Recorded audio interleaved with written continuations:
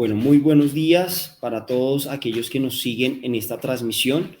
desde la firma de Naranjo Abogados, en el cual abordaremos un tema de gran relevancia y de gran importancia en lo que respecta a las discusiones actuales en materia de contratación pública en particular. Y lo que nos llama la atención en este marco es todas esas manifestaciones de voluntad que exhiben las diferentes entidades públicas relacionadas o relativas en materia de los actos precisamente que requieren para efectos de llevar a feliz término la ejecución de los contratos estatales. Y eso implica verlo desde las dimensiones de las discusiones que nos da la jurisprudencia del Consejo de Estado, en tanto nos logra delimitar muy bien cuando es la manifestación de la voluntad bajo un régimen en virtud de la Ley 80/1993 o aquellas que se prevén o se ven específicamente alrededor de tema relativo a los asuntos relacionados con el régimen de derecho privado en esas manifestaciones que se pueden dar en virtud de ese acuerdo, de esa libertad negocial. Para ello contamos con la presencia del doctor Leonardo Álvarez, que nos acompaña el día de hoy y que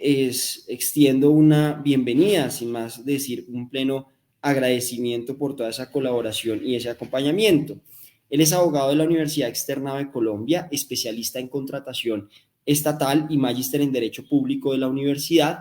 En convenio con la Universidad Carlos III de Madrid, España, cuenta con más de 20 años de experiencia en el campo de la contratación pública. Es experto en lo que es asesorar entidades estatales y empresas privadas en materia de procesos de contratación pública, licitaciones y regulaciones legales relacionadas con los asuntos. De igual manera, es profesor de la materia en respecto a contratación estatal en la Universidad Rosario, la Universidad de La Sabana y la Universidad Javeriana. Doctor Leonardo, bienvenido y muchas gracias en verdad por contar con su presencia.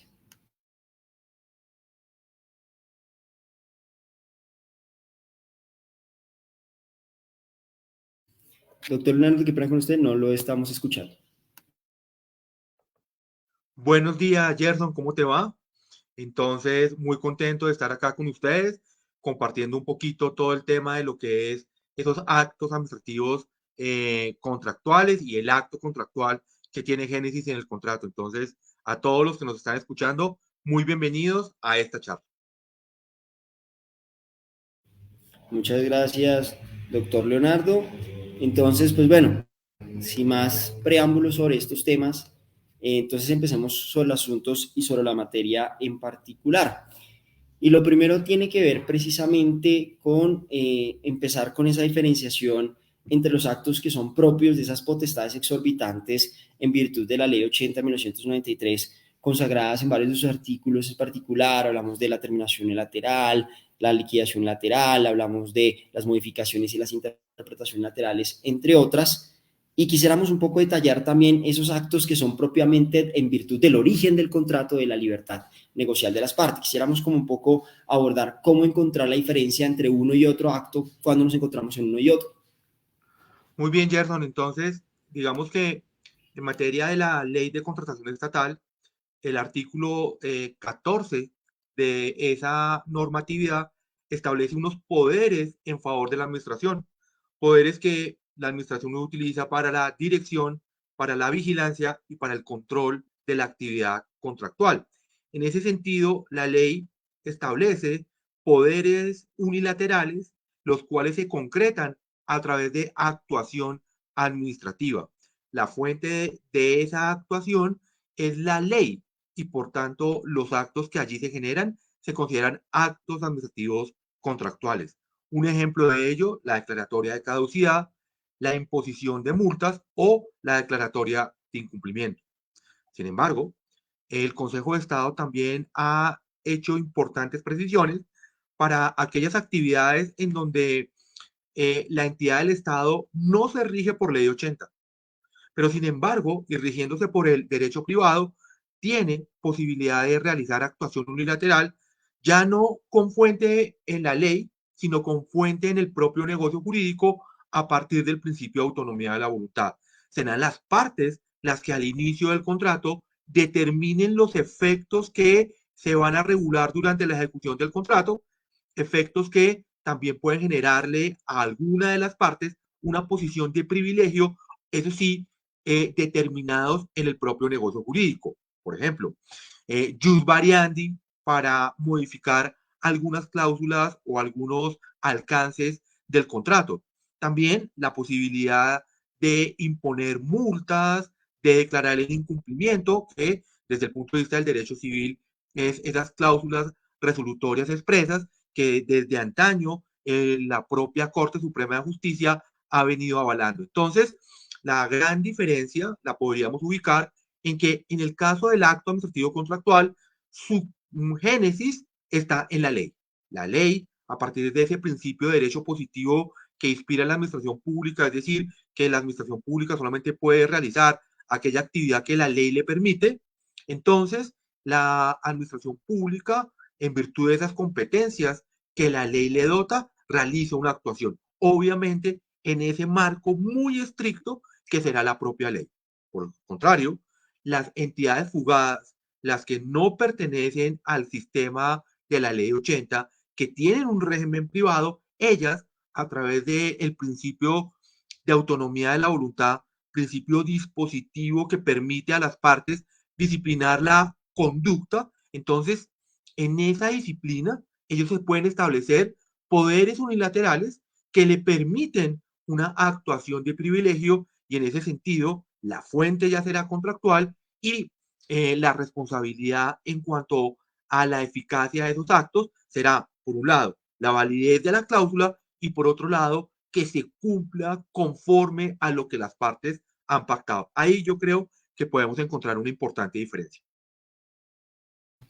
Muchas gracias, doctor Leonardo. En efecto, digamos que uno puede entrar un poco a observar esos elementos. Y es que, claro, desde la ley 80 propiamente, nunca se ha negado la posibilidad de que se haga extensivo la aplicación del derecho privado. De hecho, lo que propiamente trae esa codificación es decir,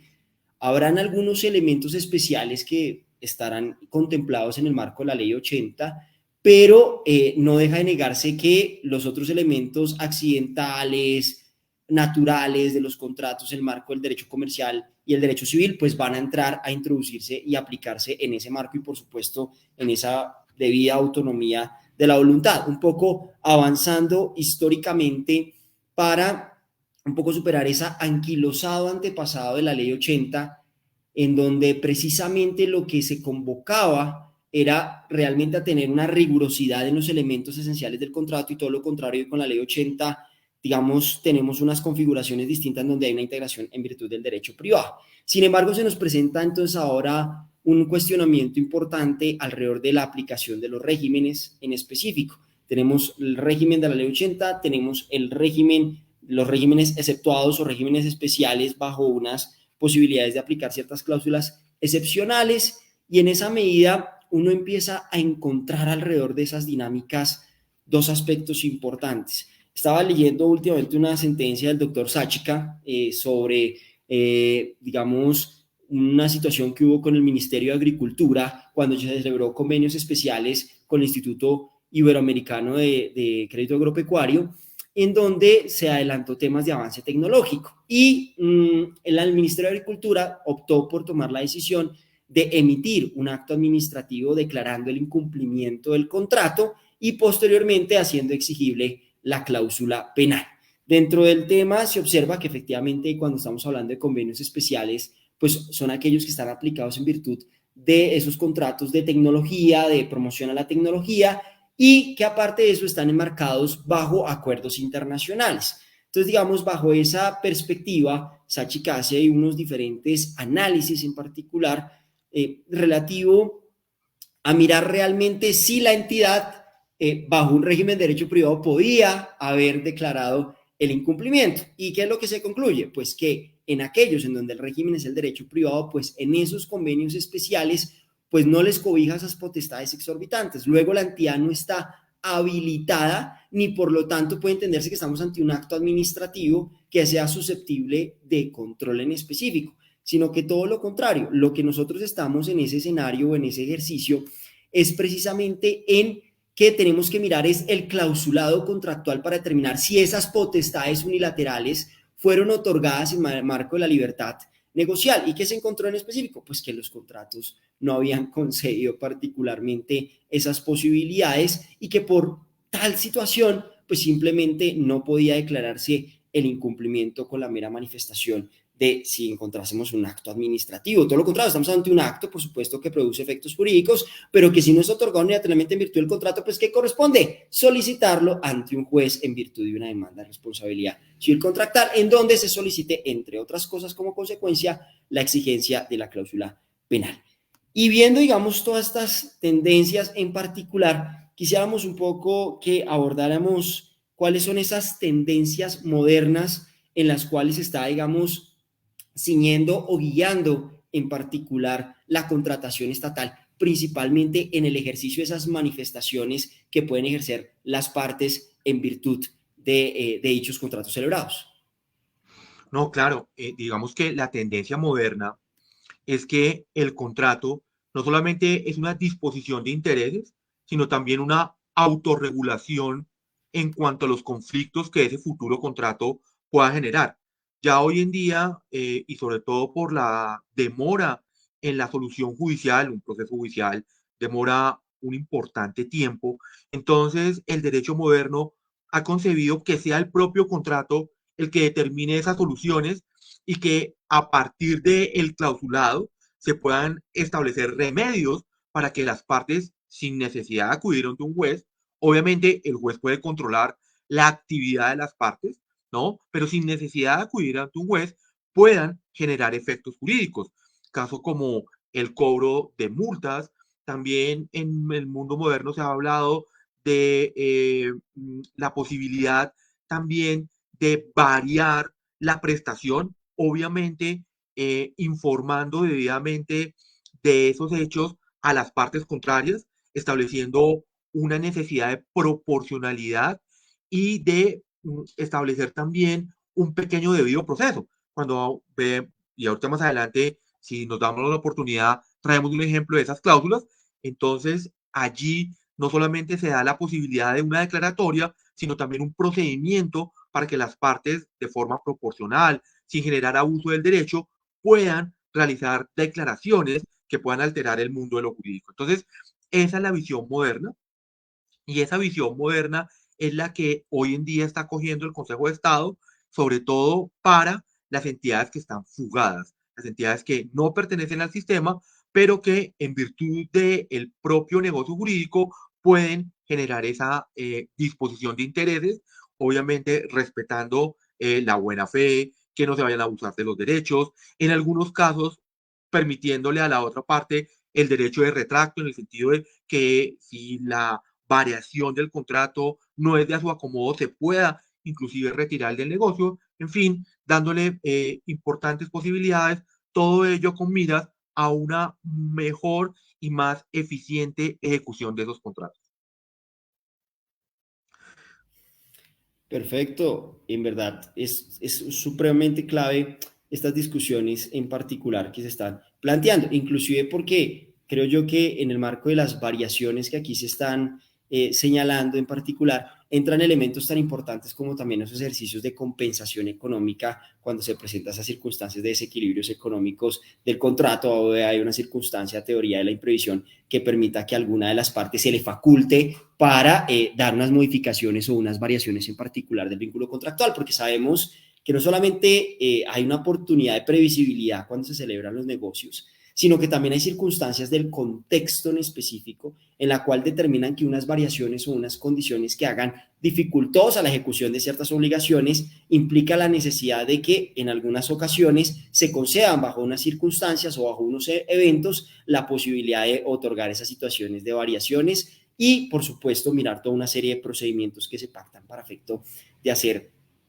seguimiento en particular, más que como lo hemos visto y lo interesante de trasegar en este mundo histórico en el que hemos pasado es que recientemente tuvimos uno de los hechos más importantes alrededor de todo el tema de las emergencias económicas y sociales, que fue una pandemia, y que en esa circunstancia el mantener el ejercicio de un vínculo contractual con unas obligaciones inermes y modificables pues ponía una situación en la cual decía, estamos en una situación de emergencia, estamos en una situación donde han variado las condiciones sobre las cuales se basó el negocio y valdría la pena pensarse facultades importantes en materia de modificaciones y ejercicio de acciones puntuales en virtud del acto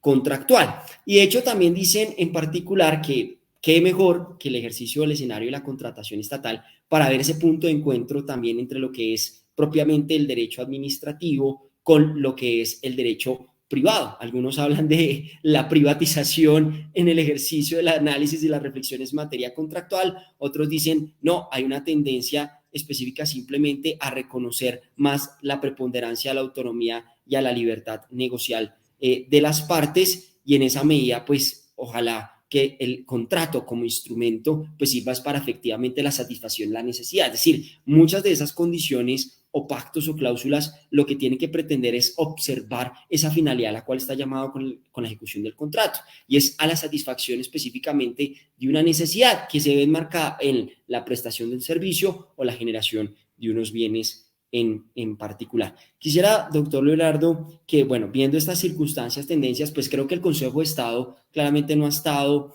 ajeno a estas discusiones. Quisiera un poco que nos ayudara con algunas reflexiones sobre desde dónde se marca ese punto de partida de las discusiones, cómo ha ido avanzando y qué elementos o qué, digamos, podemos decir, de manifestaciones que ha dado la jurisprudencia del Consejo de Estado ha denotado por lo menos tener respaldo sobre esas condiciones en específico. No, perfecto. Digamos que para enmarcarlo teóricamente y ya enseguida vamos con el tema del Consejo de Estado, digamos que el principio general del contrato es pacta sunt servanda. El contrato es para cumplirse, pero esto ha venido cambiando, así como tú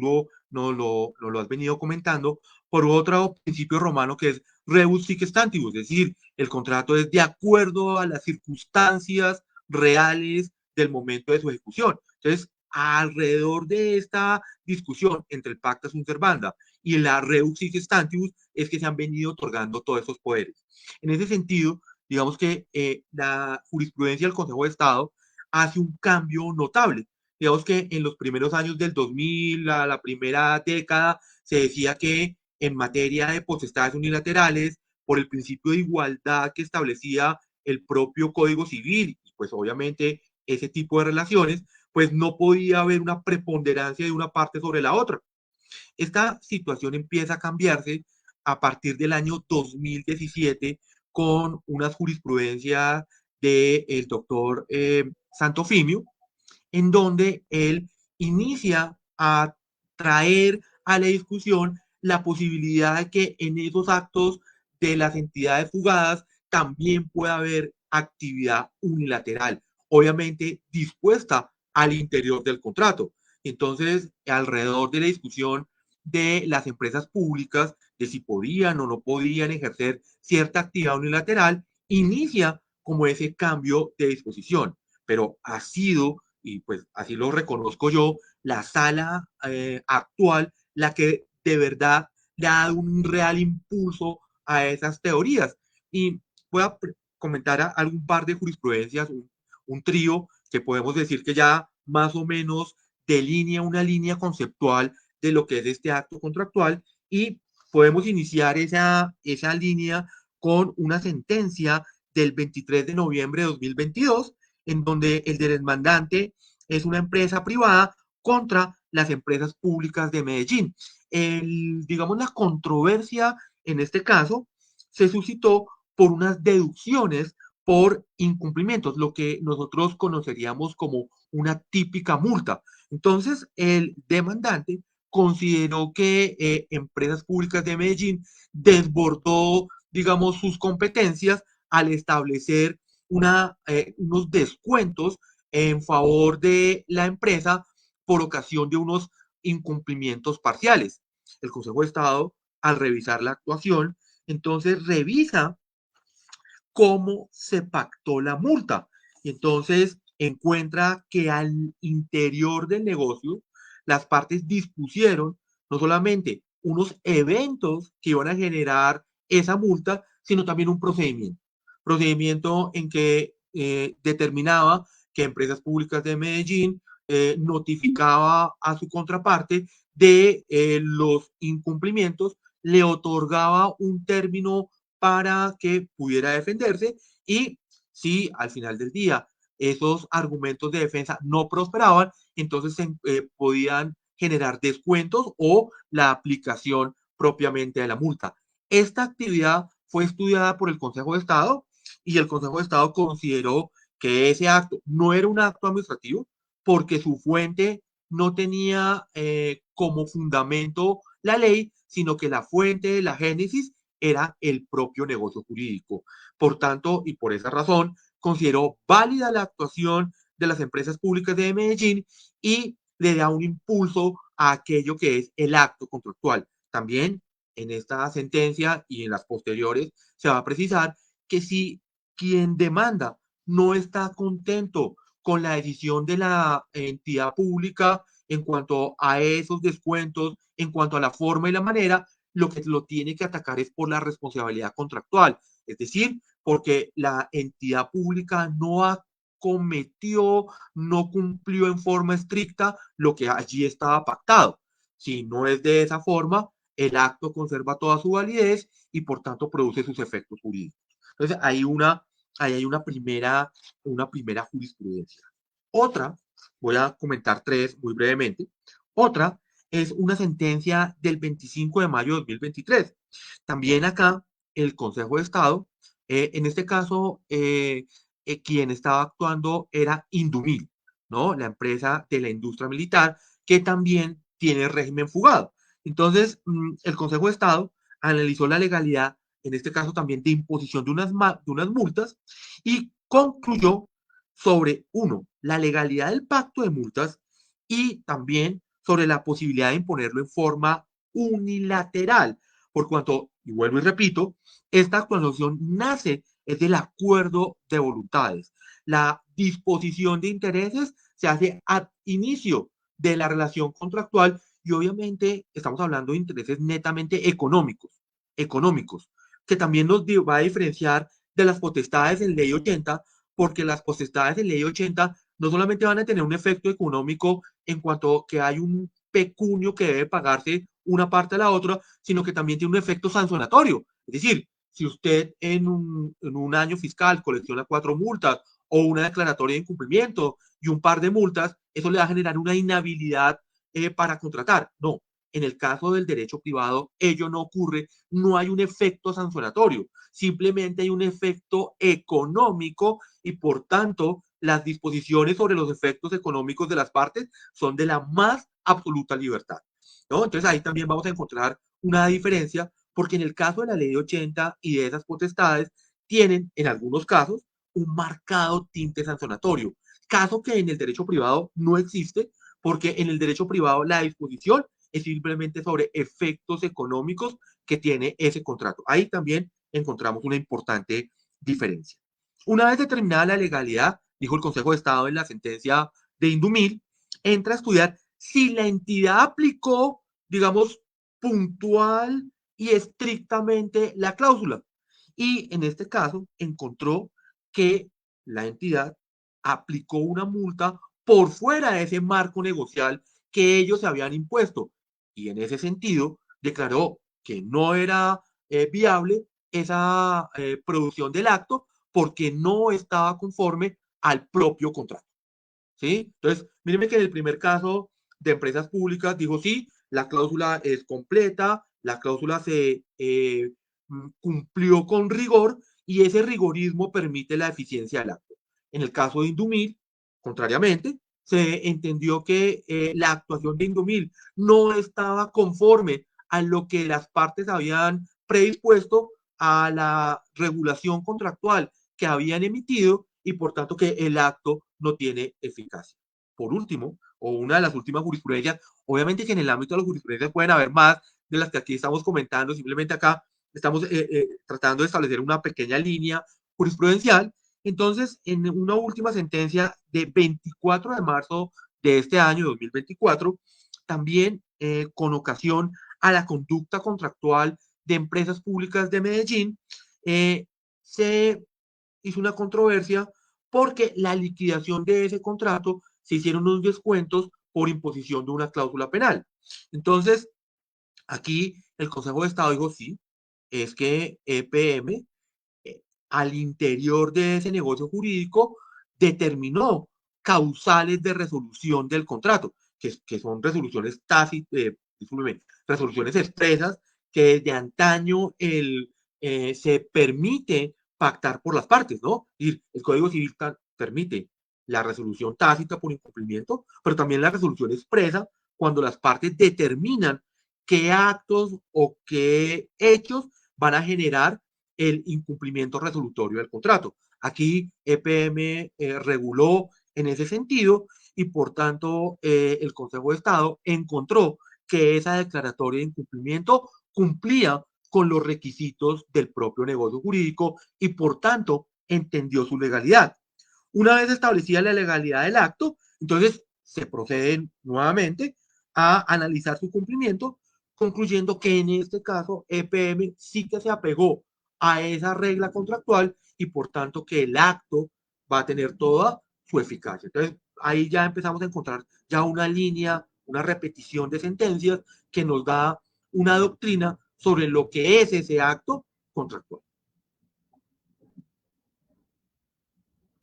Muchas gracias, doctor Leonardo, en verdad, por la precisión sobre esas distintas jurisprudencias que se han desarrollado y que, digamos, pues han alertado. Por supuesto que son sentencias que uno dice, formula una tendencia, porque siempre cuando hablemos de las decisiones de la sección tercera del Consejo de Estado tendremos que estar mirando de tendencias en particular y en espera, si es en lo factible, de sentencias de unificación que logren a veces armonizar algunos de los aspectos. Me acuerdo que uno de los elementos más interesantes fue esa discusión respecto a cómo determinar la naturaleza de esos actos o esas manifestaciones unilaterales de voluntad por parte de los regímenes exceptuados en particular. Y a partir de ahí las diferentes tendencias que hubo, que los tomaban que sí eran ejercicio de un acto administrativo, independientemente del régimen que era, porque estaba dentro de un ejercicio de función administrativa. Había otro específicamente que decían no, no son actos propiamente administrativos, porque lo que cobija es una situación en virtud contractual y por lo tanto no van a ser parte del control específico relativo a la nulidad y restablecimiento del derecho, sino en materia de controversias contractuales. Y llegamos a esta última sentencia de unificación que precisamente fue en el caso de la empresa Acueducto de Bogotá, precisamente en la cual se dijo, no, vea, aquí no se incluye la especificación de que esas manifestaciones de voluntad sean considerados bajo la naturaleza de actos administrativos, sino que se van a tomar como actos jurídicos contractuales específicamente, en virtud de los cuales pues esas manifestaciones en virtud del régimen exceptuado pues van a considerarse bajo otro medio de control completamente distinto que va a ser en virtud de la reparación directa. Pero no estamos hablando precisamente de los de ejecución contractual, sino aquellos previos en particular de esas manifestaciones. Lo que quiero destacar con esto es simplemente que el Consejo siempre ha tenido una serie de tendencias o variabilidades alrededor de este tema y muy seguramente lo podremos ver en otros temas como lo relativo a las liquidaciones unilaterales del contrato o entenderse si se podría, por ejemplo, bajo una cláusula contractual, otorgar la posibilidad que una entidad estatal pueda liquidar unilateralmente el contrato y veremos en senda historia evolutiva de la jurisprudencia del Consejo de Estado diferentes dinámicas o diferentes interpretaciones alrededor de este tema. Y entonces me lleva a la siguiente discusión y por eso hice analogía respecto a ese tema de las manifestaciones de esa voluntad y es precisamente que como pasaba con los actos precontractuales, en materia que se decía cuál es el medio de control aquí que me puede servir, pues vale la pena trasladarlo ahora al terreno aquí en virtud de la ejecución contractual y es, entonces, ¿cuál es la forma de control que yo tengo frente a esos actos? Porque si no son propiamente o puedan no ser considerados como actos administrativos per se, ¿yo cómo hago para hacer control cuando estos sean desbordado, se han excedido o han abusado lo que posiblemente se le haya otorgado en virtud del clausulado contractual? Muy bien, ¿no? Muy buena pregunta. Lo primero, digamos, a manera de introducción, es que, digamos, hoy en día tenemos un único régimen que llamamos a llamar el contrato estatal, que tiene dos grandes, digamos, soportes normativos. Por un lado, la ley 80 y por otro lado, el derecho privado. Pero tiene un elemento en común y es que la jurisdicción que conoce de ambos regímenes es la del Consejo de Estado. Entonces, siempre vamos a estar al interior de esas controversias contractuales y por tanto de la acción contractual. Entonces, no importa, digamos, cuál de los dos regímenes nos vamos a encontrar, el juez que lo controla es el juez de lo contencioso administrativo. Ahí hay una primera conclusión. Entonces, la forma de demandarla ya no es en jurisdicción ordinaria y jurisdicción contenciosa, sino que ambos controversias van a pertenecer en forma exclusiva y excluyente a la jurisdicción de lo contencioso administrativo y será el juez del contrato a través de la acción contractual la que va a controlar el tema. Entonces, ahí hay un primer elemento procedimental. Desde el punto de vista ya de lo sustancial, es decir, cómo se va a atacar esos actos, entonces aquí, digamos, empiezan a surgir varios aspectos que son interesantes. Entonces, el primero, y así lo precisan las sentencias, es que la forma de control del acto administrativo es a partir de los elementos de la nulidad que están establecidos en el artículo 137 del CEPACA. Entonces, obviamente, el acto o es irregular en su expedición, o no es, contiene la legalidad, o no tiene el debido proceso, en fin, esos elementos que dan lugar a la nulidad del acto, sobre todo en su proceso de formación, que es en donde puede encontrar invalidez esa expresión de la voluntad de la administración a través de actos administrativos. Caso contrario, cuando estamos en el acto contractual, ya la forma de control va a ser a partir de la responsabilidad contractual. Y cuando estamos hablando de la responsabilidad contractual, estamos hablando del programa contractual que las partes han venido pactuando. Entonces, ese programa contractual está concretado en diferentes cláusulas que las partes han dispuesto. Por supuesto que el consentimiento está vertido al inicio con la firma del contrato y será en el desarrollo de él cuando podamos encontrar si esa actuación está determinada por los propios rasgos del contrato. Digamos que en ese sentido, muy al estilo anglosajón, lo que se va a seguir es la regla de las cuatro esquinas, the four corners, es decir, solamente aquello que esté dentro del contrato es aquello que nos va a regir. Entonces, la forma de control, una, por responsabilidad contractual, en el sentido de que la entidad del Estado no acomete la regla contractual tal o conforme la determinó. Por ejemplo, impuso una multa pero no escuchó a la otra parte y la cláusula determinaba o establecía la necesidad de darle un pequeño debido proceso. Por supuesto que esto no lo vamos a convertir en un procedimiento administrativo, simplemente en el entendimiento mutuo que tienen las partes y obviamente en esa posibilidad de que no haya haber un abuso del derecho y que la imposición de alguna actuación obviamente esté precedida por la buena fe. También, obviamente, los hechos que causen esa actividad deben ser serios y fundados, ¿sí? De forma tal que si no son serios y no son fundados, también se pueden atacar esa actividad. Por ejemplo, se dice por parte de la administración, por ponerle algún ejemplo, que el contratista no recogió escombros, pero hay prueba en contrario, fotográfica, videos y demás, que demuestran que sí, que realmente él sí acotó esa conducta y realmente no le pueden imponer una multa. O por ejemplo, digamos, le van a imponer una cláusula penal y de acuerdo con el Código Civil, la cláusula penal requiere reconvenciones en mora, es decir, darle un ultimátum a la otra parte para que adecue su conducta y cumpla con el contrato. Y pensemos que la entidad no le da este ultimátum y de plano le impone una multa, pues ahí puede haber un control en este sentido por la responsabilidad contractual en tanto y en cuanto no siguió en forma estricta y precisa aquello que ellos habían dispuesto. Eso por un lado. Por otro lado, también, si bien las sentencias todavía no han tirado línea frente a ese tema, nosotros pensamos, y me permito aquí agregar, que la cláusula se puede también invalidar por sus causales de validez.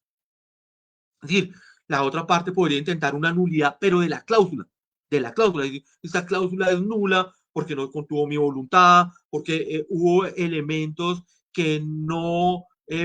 o que vician esa declaración. Y en ese sentido, pues nosotros también consideramos que esos vicios que puedan atacar la cláusula también la pueden invalidar. Entonces, sería en conclusión o para concluir para nuestros oyentes, sería lo siguiente. Lo primero, un juez único, que es el juez contencioso. Dos, cuando se trate de acciones que tienen que ver con actos administrativos contractuales, la forma de control es la de la nulidad y las causales, la del 137. Caso contrario, cuando estamos en presencia del acto contractual que tiene génesis en el contrato, la forma del control será la responsabilidad contractual en tanto y en cuanto determinar que las partes han seguido en forma estricta, valga decir, al pie de la letra, aquello que han dispuesto. Y si han seguido esa disposición, esa disciplina contractual que ellos mutuamente han concertado, pues obviamente el acto tiene total eficacia. Entonces, eso, digamos, podríamos establecer como en conclusión. Y un agregado, obviamente, como toda cláusula de un contrato, puede también atacarse bajo la nulidad, pero entendiendo esa nulidad como la validez que tiene ese acto, bien sea por tema de capacidad, bien sea por el tema de voluntad o fuerza, en fin, cualquier otra, también obviamente abuso del derecho, ¿no? También acá empieza también a aparecer el tema del abuso del derecho, porque si esa cláusula se hace o se utiliza para constreñir, para un fin torticero, para un fin desviado de aquello que las partes mutuamente han concertado, también consideramos que ese abuso del derecho también puede tener un control en esa materia. Muchas gracias, doctor Leonardo, por esa exposición y por esos elementos que aquí se han planteado y aquí se han considerado al respecto. Yo quisiera como atender la reflexión a lo siguiente, y es que uno suele pensar entonces que aquí uno dice, venga, ¿dónde está la exorbitancia del Estado? Porque la pregunta fundamental en estos elementos es que, claro, cuando uno pensaba la terminación lateral, la interpretación lateral, la modificación lateral, se conciben como potestades exorbitantes en virtud de que están contempladas bajo la ley, bajo unas normas en específicamente de orden público. Pero ahora que uno se pone a pensar y es, pero mire que la libertad negocial también da y puede garantizar esas posibilidades. Y la pregunta es, ¿será que esto ya es un elemento en el cual uno puede ver una situación de excepcionalidad realmente? ¿O esto ya se vuelve más bien un ardid propio de los negocios y propio del ejercicio negocial en donde las partes a veces requieren de conseguir ciertas garantías per se? Y eso digamos que trae elementos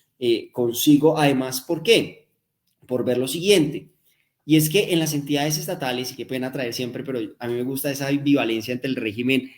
administrativo y lo que son los regímenes exceptuados en específico, es que es un mundo de análisis que siempre va generando detalles entre lo que se puede desde la dimensión de lo privado a lo que se tiene desde la dimensión de lo público. Y desde la dimensión de lo privado se tiene unas entidades estatales que primero regulan sus procesos de selección y regulan todos sus actos precontractuales a través de unos manuales de contratación o unas reglamentaciones propias en el ejercicio. Segundo, son aquellos que ya van desde el inicio de esos procesos de selección establecido. No es nada raro que, por ejemplo, eso lo veía en empresas sociales del Estado alrededor de los manuales de contratación que uno puede encontrar en las subredes, por ejemplo, del distrito, que recogen y traen procesos de selección que están contemplados en la ley 80 y los replican en sus propios manuales en particular. Y a partir de ahí configuran todos unos elementos de,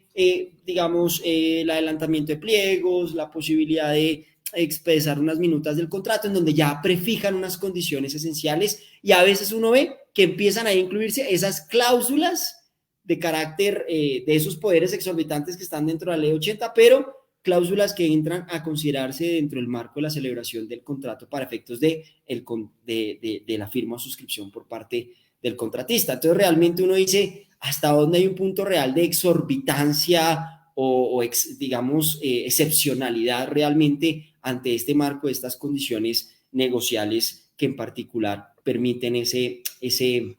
ejercicio. Y claramente lo que vemos es precisamente es porque una cosa serán, y estoy de acuerdo con el doctor Leonardo, una cosa serán los fundamentos específicos que me llevan a la anulación de un acto administrativo, entre esos, por ejemplo, está el tema del debido proceso o el tema del derecho a la defensa en particular, y otros elementos será distinto los que determinen sobre la discusión de la redacción y especificación de una cláusula que puede contener en sí mismo vicios, pero que implica unas condiciones completamente distintas, tanto desde el nivel probatorio como desde el nivel de las pretensiones o el argumento jurídico que se va a fundamentar alrededor de la correspondiente demanda en particular. Y todos esos elementos pues nos traen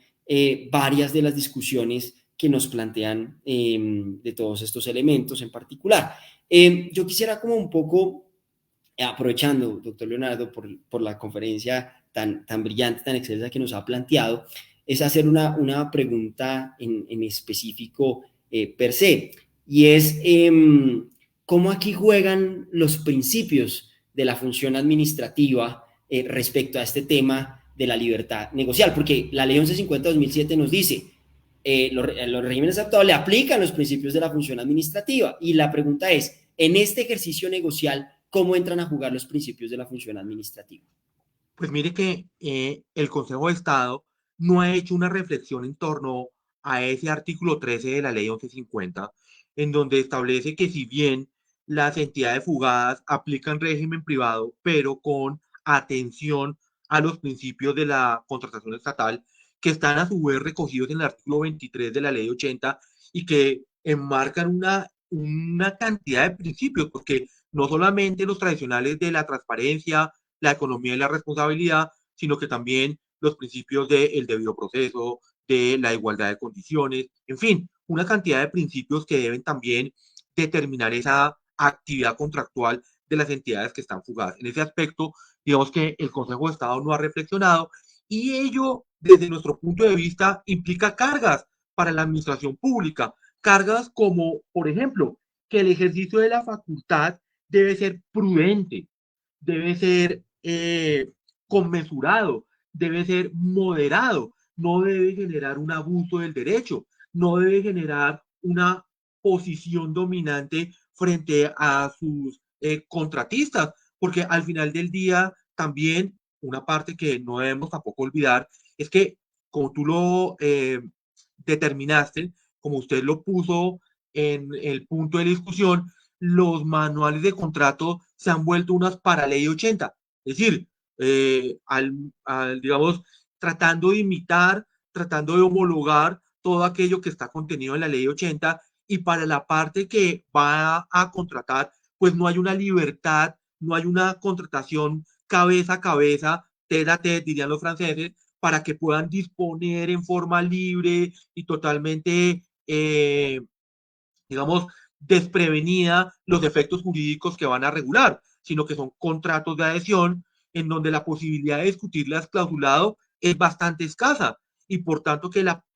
posibilidad de abuso de la posición dominante es o contrata con mis reglas o no contrata, se pueden dar de forma eficiente. También tener en cuenta que digamos que en materia de la contratación estatal, digamos que los poderes exorbitantes responden como a dos grandes teorías. Uno, la continuidad del contrato. Entonces, los contratos estatales no pueden parar y por tanto se le dota a una de las partes de herramientas precisamente para evitar la paralización del contrato. No es por ello casualidad que en el caso de la aclaratoria de caducidad se solicite como un ingrediente normativo que el contrato amenace paralización, porque es bajo el principio de continuidad que la entidad puede realizar esa declaratoria. ¿Sí? Entonces, míreme que el fundamento acá es bastante diferente. En otros casos también digamos que ese uso de la exorbitancia tiene que ver, o de lo que nosotros llamamos exorbitancia, tiene que ver con esas posibilidades de dirección, control y vigilancia que están en el artículo 14 de la ley 80. Aspectos que en la contratación, digamos, privada, nadie vigila al otro, nada, porque entendemos que es una contratación entre iguales, entre personas que son mayores de edad y que por tanto altamente razonables y que obviamente sus actuaciones van a ser en beneficio de sus intereses económicos a partir de la eficiencia y de la eficacia que establece esa relación contractual. Entonces, nótese que los principios en uno y otro ámbito son diferentes y por tanto que en el caso de lo contractual privado deben obedecer esa disposición de intereses, ¿no? A esa mejor regulación, a tratar de que los conflictos se puedan resolver en forma autocompuesta en la necesidad de que no haya o que no sea obligatorio acudir a un juez, porque obviamente que si yo sé que vamos a acudir a un juez, me puedo tomar una posición de ventaja o tener una, digamos, cierta, digamos, pretensión, porque bueno, si me demanda será en 10 años, ¿no? Ya por algún funcionario dice, pues me notificarán en la tumba. Entonces, digamos que eso es lo que no se quiere. Lo que se quiere es que rápidamente las partes puedan resolver sus conflictos y que si hay un desvío en cuanto a la aplicación de esos remedios, ya sea el juez, pero de forma posterior, el que determine el control en punto a determinar si esas cláusulas digamos, cumplieron con arreglo a la buena fe, no abusaron del derecho, se utilizaron de forma moderada y, por tanto, cumplen con las expectativas. Con lo cual, digamos que también, y en eso también la doctrina, aquí ya hay interesantes, digamos, como artículos, uno del doctor Hoyos Duque, que fue magistrado del Consejo de Estado, en donde hace todo este tipo de reflexiones y dice que desde García Enterría, por allá un ensayo que él hizo en los años 50, ya en la contratación se quita esa línea, que la contratación administrativa es la de los poderes unilaterales y que la de la contratación pública es la del mutuo consenso. No, ya ese predicado ya se erradica y en los dos ámbitos se permite actuación unilateral, obviamente con principios diferentes y con una función en cuanto a su control también diferente. Entonces, digamos que eso es lo que, esa es la discusión a la que hoy este día estamos abocados. Gracias, doctor Leonardo. Y eso, digo que esto es un mundo de no acabar, que lamentable No, está en realmente. construcción. Exactamente, y qué lamentable que los tiempos también son muy cortos para hacer todo ese abordaje a profundidad de cada uno de los elementos, porque ojalá uno pudiera abordar por tipología, desde la interpretación lateral, la modificación lateral, la Claro, terminación lateral, la declaratoria del siniestro, la declaratoria de caducidad, en fin, cantidades sin fines posibilidades, más los que, como dicen por ahí, los que atípicamente tampoco estén establecidos, pero que bajo la libertad negocial nos pueden estar llegando de otras latitudes del mundo, pues también implica uno decir, oiga, esto parte de un ejercicio interesante y es ahí donde uno dice que es importante en virtud del ejercicio educativo de la contratación estatal, no dejar de lado que si uno va a estar en el ámbito de la contratación estatal, indiscutiblemente el ámbito del derecho comercial y el derecho civil tiene que ser parte del análisis y de las reflexiones en particular. Y además, ¿por qué lo digo? Porque a mí me pareció interesante de sentencias que he mirado y que he leído, y es que pareciera una cosa, y es que, claro, como tenemos la terminación lateral, la modificación lateral,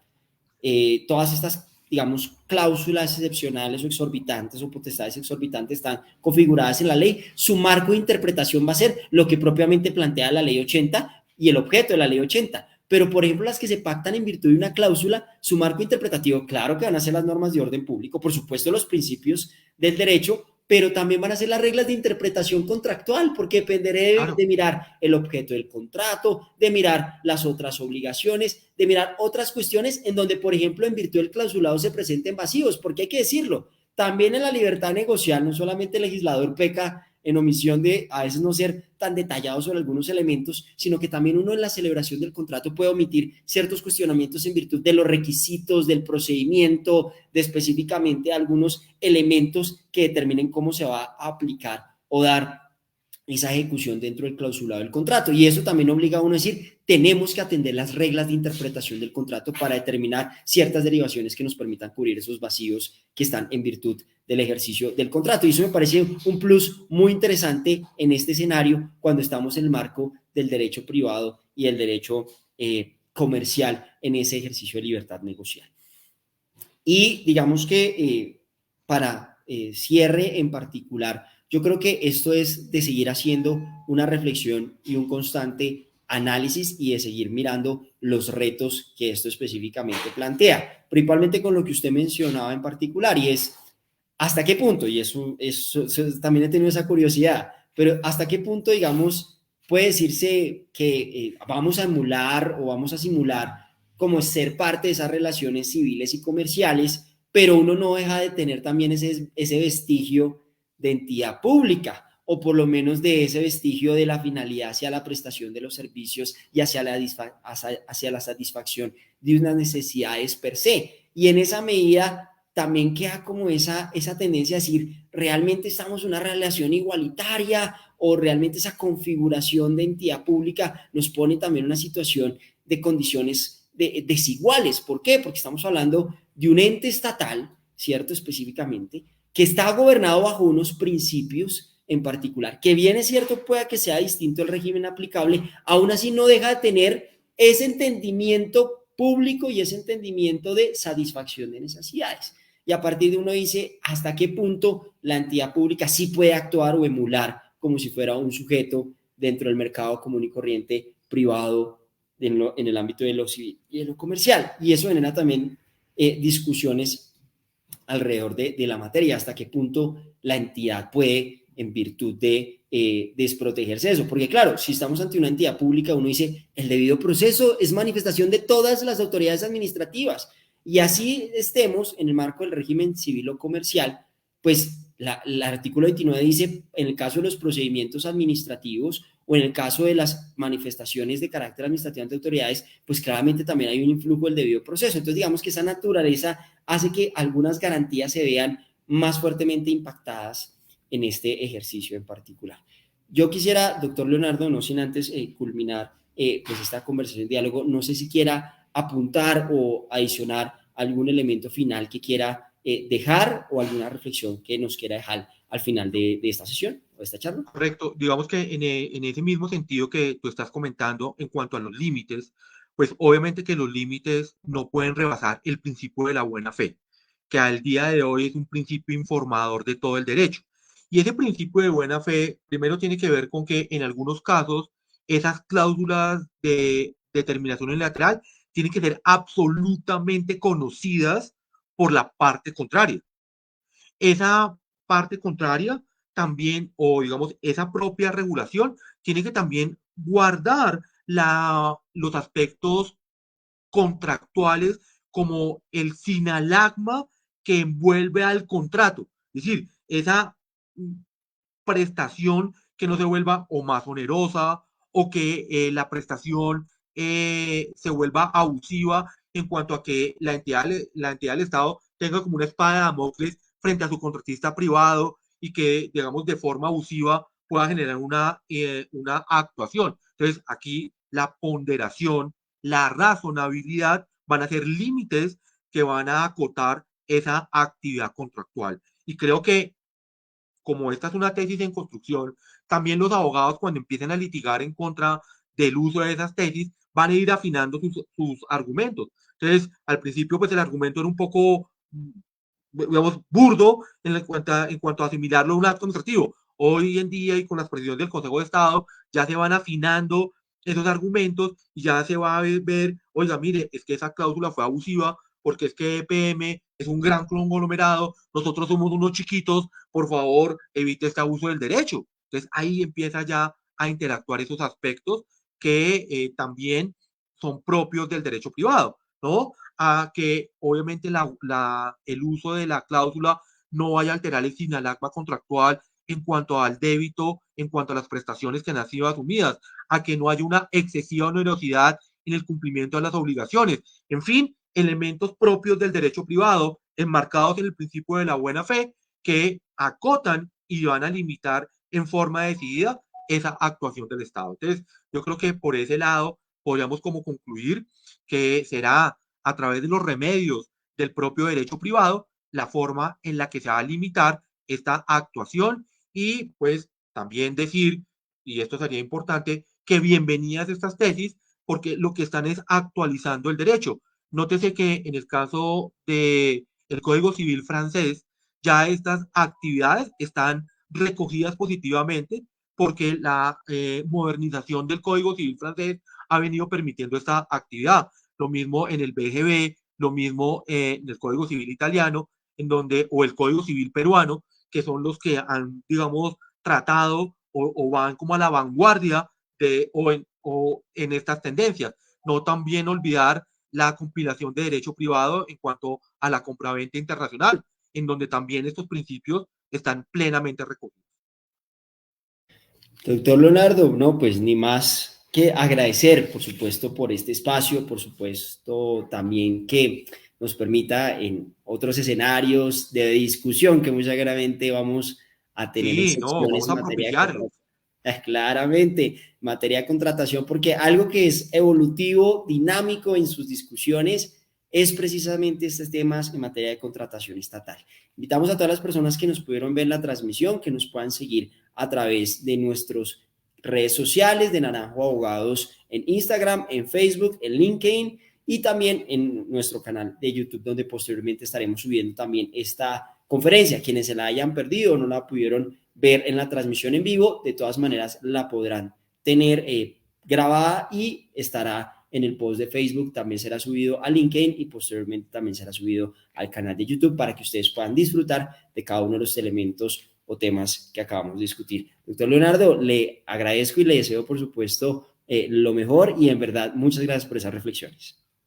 No, Gerson, muy amable y esperemos encontrarnos otro día. Le propongo un tema de seguros, un tema ahorita de cómo se cobran esas pólizas para que nos encontremos otro día. Claro que sí, la declaratoria del siniestro no La escapa de declaratoria esos del temas. siniestro, creo también podemos trabajar esos temas que también han tenido unos importantes cambios. Colombia con Previdente se ha venido pronunciando de forma tal que digamos, el noticioso de la actividad contractual también cobra importancia y pues aquí con ustedes esperamos poder comentar esas novedades que en materia de contratación se van presentando cotidianamente. Claro, y yo también le tengo otra propuesta, pero será más adelante en otras ocasiones, que es el tema de los Perfecto, documentos tipo, que eso también vale la pena tener una reflexión excelente. muy interesante sobre el tema. Entonces, muchas gracias y culminamos con ello la transmisión.